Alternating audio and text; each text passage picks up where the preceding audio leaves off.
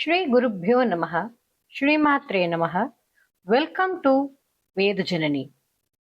ದೇವಿ ಮಾಹಾತ್ಮ್ಯಂ ತ್ರಯೋದಶೋಧ್ಯಾಯಃ. ವರಪ್ರಧಾನಂ ಧ್ಯಾನಂ. ಓಂ ಬಾಲಾರ್ಕಮಂಡಲಾಭಾಸಾನ್ ಚತುರ್ಬಾಹುನ್ ತ್ರಿಲೋಚನಾಂ ಪಾಶಾಂಕುಶವರಾಭೇತಿರ್ಧಾರಯಂತೀನ್ ಶಿವಾಂ ಭಜೆ. ಓಂ ಋಷಿರುವಾಚ ಏತತ್ತೇ ಕಥಿತಂ ಭೂಪ ದೇವಿ ಮಾಹಾತ್ಮ್ಯಮುತ್ತಮಂ. ಏವಂ ಪ್ರಭಾವಾ ಸಾ ದೇವಿ ಯಯೇದಂಧಾರ್ಯತೆ ಜಗತ್. ವಿದ್ಯಾ ತಥೈವ ಕ್ರಿಯತೆ ಭಗವತ್ ವಿಷ್ಣು ಮಾಯಯಾ. ತ್ವಯಾ ತ್ವಮೇಷ ವೈಶ್ಯಶ್ಚ ತಥೈವಾನ್ಯೇ ವಿವೇಕಿನಃ.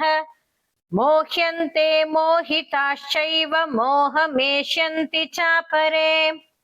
ತಾಮುಪೈಹಿ ಮಹಾರಾಜ ಶರಣಂ ಪರಮೇಶ್ವರೀಂ. ಆರಾಧಿತಾ ಸೈವ ನೃಣಾಂ ಭೋಗ ಸ್ವರ್ಗಾಪವರ್ಗದಾಂ. ಮಾರ್ಕಂಡೇಯ ಉವಾಚ ಇತಿ ತಸ್ಯ ವಚಃ ಶ್ರುತ್ವಾ ಸುರತಃ ಸ ನರಾಧಿಪಃ.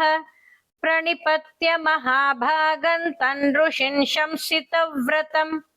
ನಿರ್ವಿಣ್ಣೋತಿ ಮಮತ್ವೇನ ರಾಜ್ಯಾಪಹರಣೇನ ಚ. ಜಗಾಮ ಸದ್ಯಸ್ತಪಸೇ ಸ ಚ ವೈಶ್ಯೋ ಮಹಾಮುನೇ.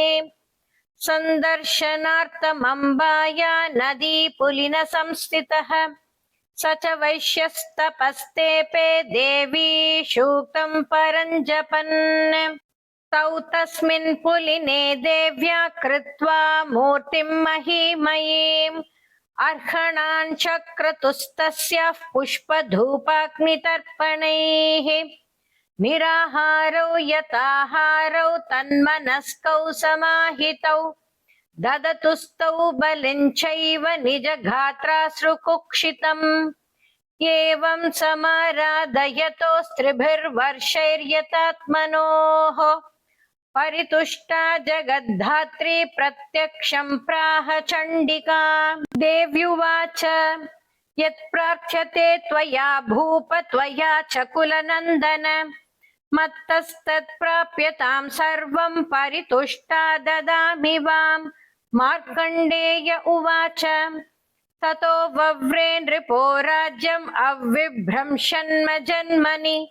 ಅತ್ರೈವ ಚ ನಿಜಂ ರಾಜ್ಯನ್ ಹತಶತ್ರುಬಲಂ ಬಲಾತ್. ಸೋಪಿ ವೈಶ್ಯಸ್ತತೋ ಜ್ಞಾನೌ ವವ್ರೇ ನಿರ್ವಿನ್ನಮಾನಸಃ. ಮಮತ್ಯೇಹಮಿತಿ ಪ್ರಜ್ಞಃ ಸಂಗವಿಚ್ಯುತಿಕಾರಕಂ. ದೇವ್ಯುವಾಚ ಸ್ವಲ್ಪೈರಹೋಭಿರ್ನೃಪತೆ ಸ್ವಂ ರಾಜ್ಯಂ ಪ್ರಾಪ್ಸ್ಯತೆ ಭವಾನ್.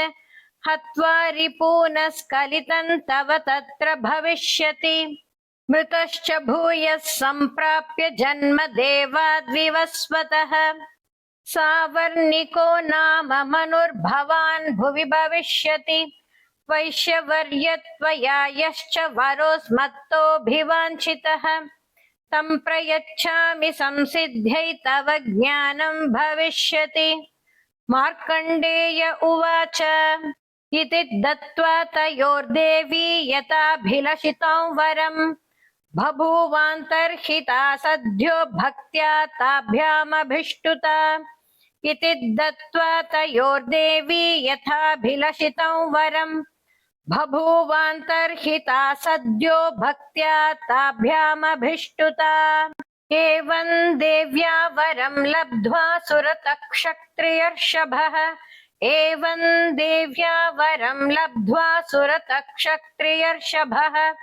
ಸೂರ್ಯಾ ಜನ್ಮ ಸಮಾಸಾದ್ಯ ಸಾವರ್ಣಿರ್ಭವಿತಾ ಮನುಃ. ಕ್ಲೀಂ ಓಂ.